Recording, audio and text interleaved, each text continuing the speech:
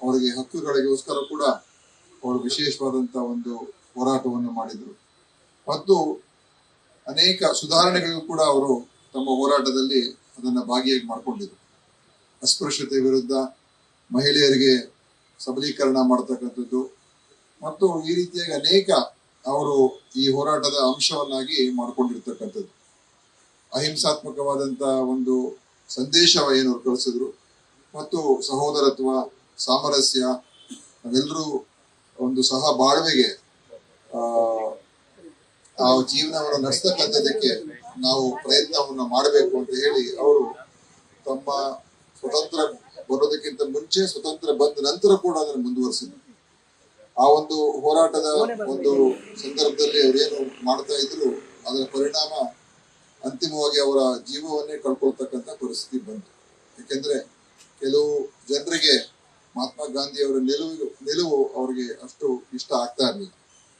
ಆದರೆ ಒಬ್ಬ ಮನುಷ್ಯತ್ವಕ್ಕೆ ಅದರ ಒಂದು ಪರಾಕಾಷ್ಠೆಯನ್ನ ಮುಟ್ತಕ್ಕಂಥ ಒಬ್ಬ ವ್ಯಕ್ತಿ ಅಂತ ಹೇಳಿದ್ರೆ ಅದು ಮಹಾತ್ಮ ಗಾಂಧಿ.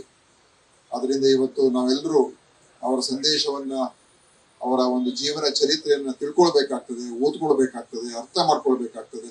ಅದರಲ್ಲೂ ನಮ್ಮ ಮಕ್ಕಳು ಇವತ್ತೇನು ಈ ಒಂದು ಸ್ಪರ್ಧೆಯಲ್ಲಿ ಭಾಗಿಯಾಗಿದ್ದಾರೆ, ಆ ಸ್ಪರ್ಧೆಯಲ್ಲಿ ಭಾಗಿಯಾಗುವ ಮುಖಾಂತರ ಅನೇಕ ಮಕ್ಕಳು ಇವತ್ತು ಮಹಾತ್ಮ ಗಾಂಧಿಯವರ ವಿಷಯಗಳ ಬಗ್ಗೆ ತಿಳ್ಕೊಳ್ತಕ್ಕಂಥ ಅವಕಾಶ. ಇಲ್ಲದೆ ಹೋದ್ರೆ ಒಂದೊಂದ್ಸಲ ನಾವು ಪೂರ್ತಿಯಾಗಿ ಅದರ ಬಗ್ಗೆ ತಿಳ್ಕೊಳಕ್ ಹೋಗೋದಿಲ್ಲ.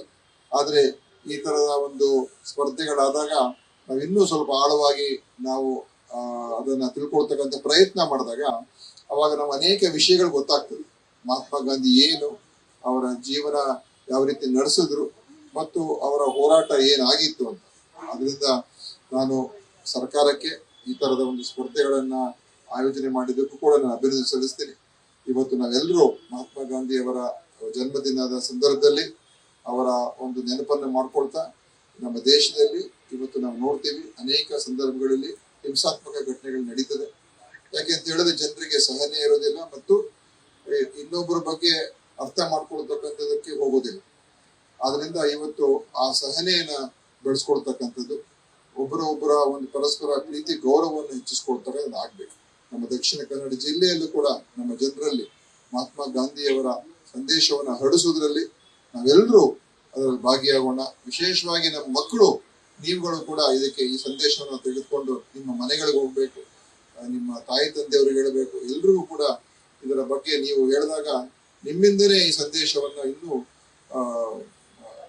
ಹೆಚ್ಚು ಅದು ಪ್ರಚಾರ ಆಗ್ತಕ್ಕಂಥದ್ದಕ್ಕೆ ಅವಕಾಶ ಆಗುತ್ತೆ ಅಂತ ಹೇಳಿ ಇವತ್ತು ನಾನು ಇವತ್ತು ಕಾರ್ಯಕ್ರಮದಲ್ಲಿ ಭಾಗಿಯಾಗಿರ್ತಕ್ಕಂಥ ಎಲ್ಲ ಅಧಿಕಾರಿಗಳಿಗೆ ಮತ್ತು ನಮ್ಮ ಇಲ್ಲಿಯ ಸಮಿತಿಯ ಎಲ್ಲ ಸದಸ್ಯರುಗಳಿಗೆ, ಭಾರತ್ ಸೇವಾದಳ ಮತ್ತು ಇತರ ಎಲ್ಲ ಸ್ನೇಹಿತರಿಗೆ, ಮಾಧ್ಯಮದ ಮಿತ್ರರಿಗೂ ಕೂಡ ಧನ್ಯವಾದ ಅರ್ಪಿಸಿ ನನ್ನ ಮಾತನ್ನು ಮುಗಿಸ್ತೇನೆ.